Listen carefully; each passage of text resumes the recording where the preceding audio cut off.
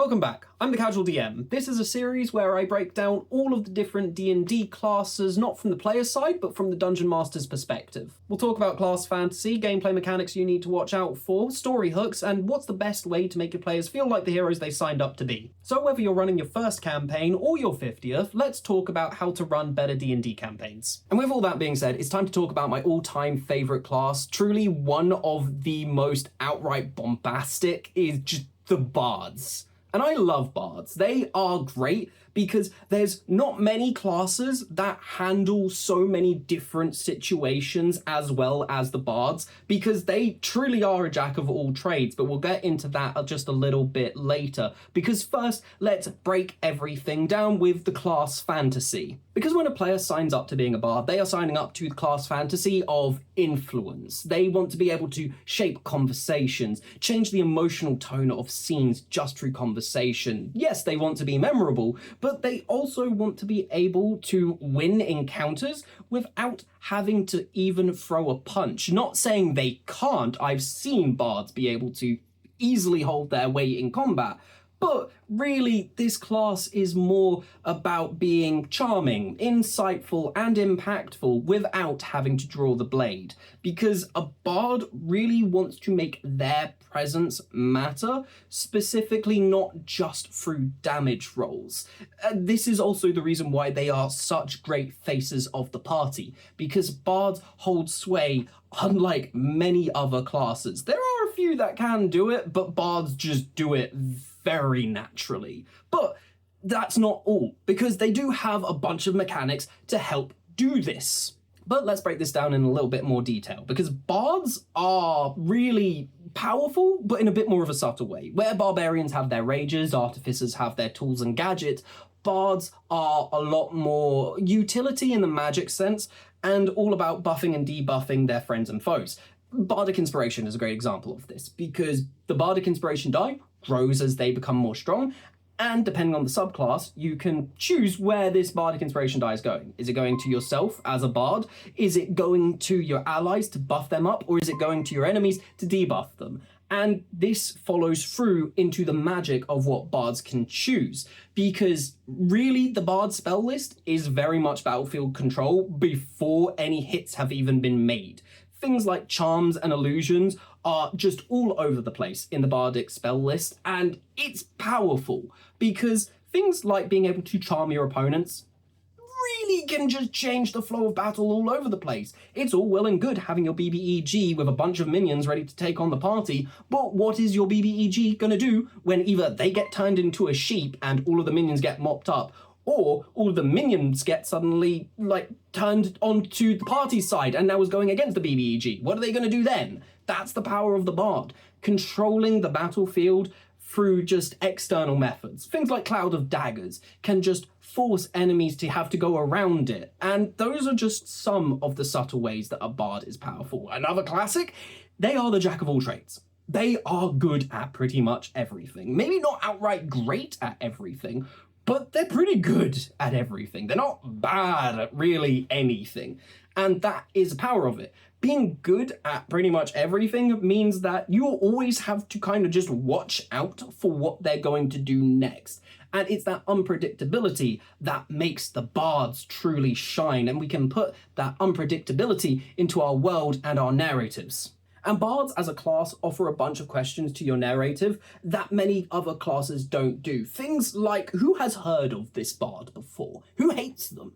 What stories has the bard told that aren't necessarily true? And what is their reputation going from town to town? These are all massive questions that can really lead into powerful plot lines and story hooks down the road, because their influence really helps shape the story that you are trying to tell. Because it isn't just the bard's story that they are telling the party's story. Your bard is kind of, without even choosing to be, always going to be a major face for the party.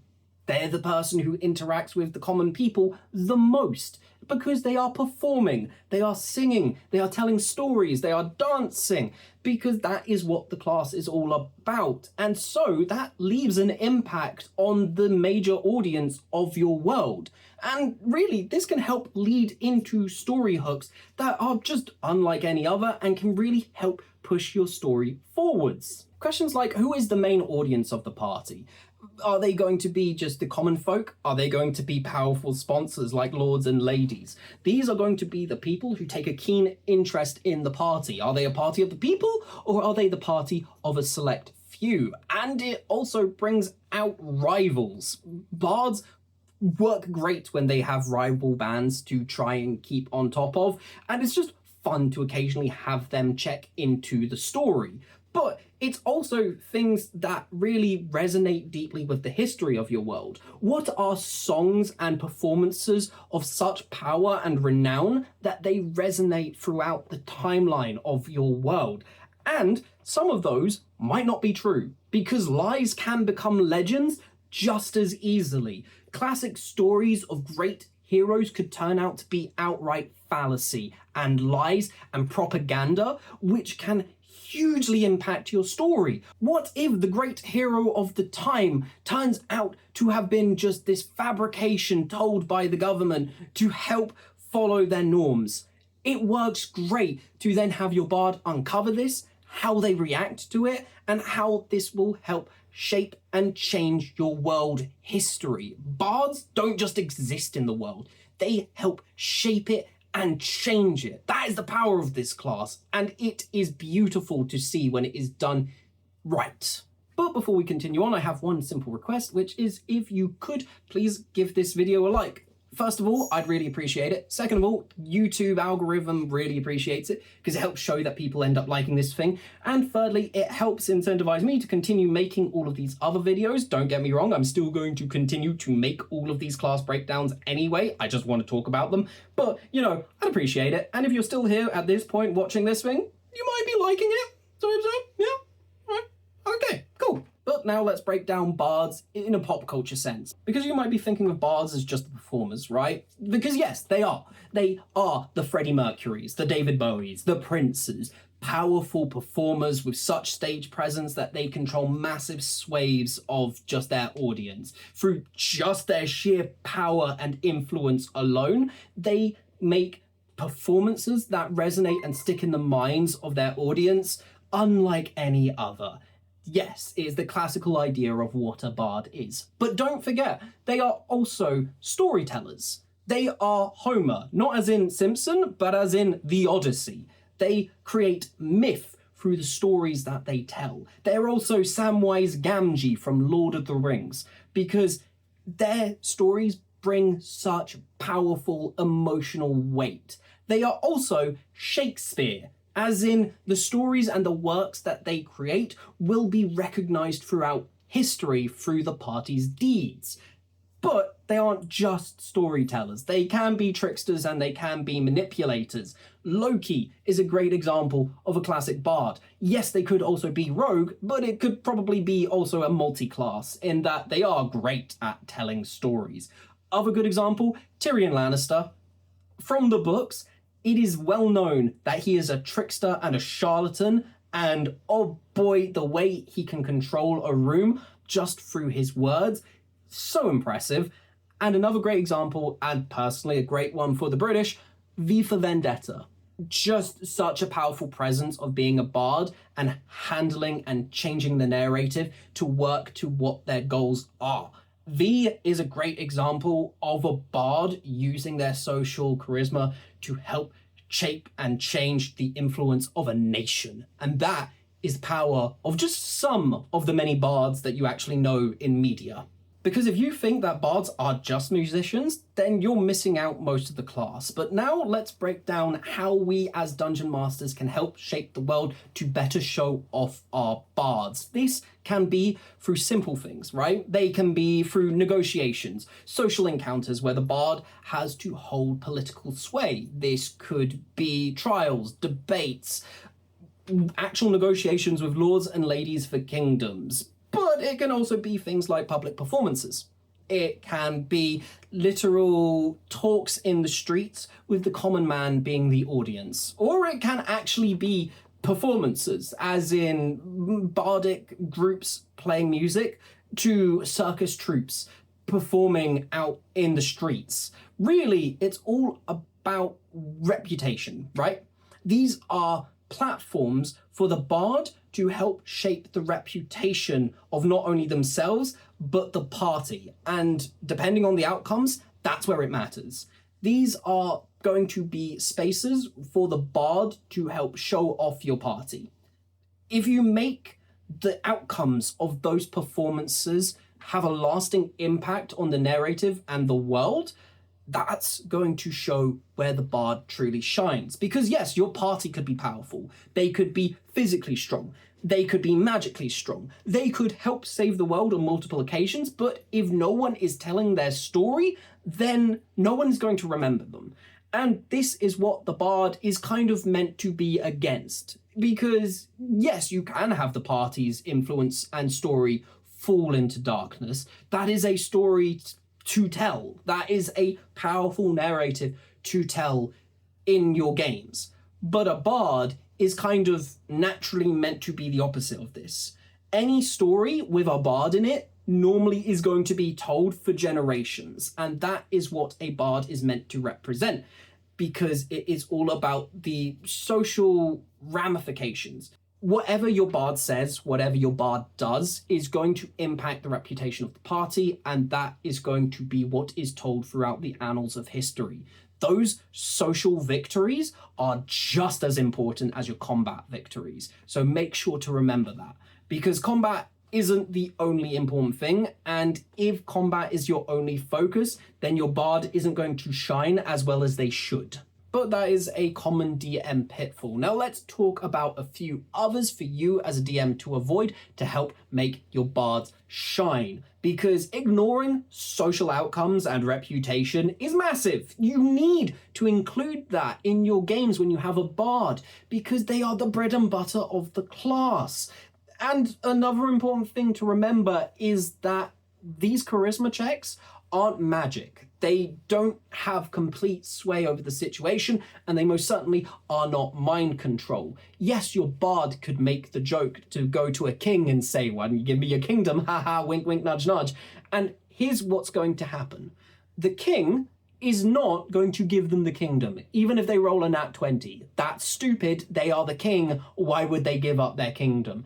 Instead, with a nat 20, they're probably going to laugh. They're going to joke. They're going to think that the bard is great, and they're going to give them a magical item or some money and being like, "You made me laugh. That's a good one."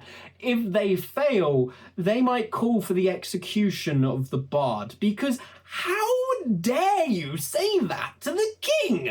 Are you mad? It's insanity. And this is a thing that DMs constantly fall to, being the idea that a bard can make people outright go and do things that are truly against their character. Magic can help do that, but at the end of the day, they are casting magic to do that. That isn't them being able to have a sharp tongue and a sharp wit. It's just how that works. But a couple things. Bards are clever, naturally. They can really handle social situations well.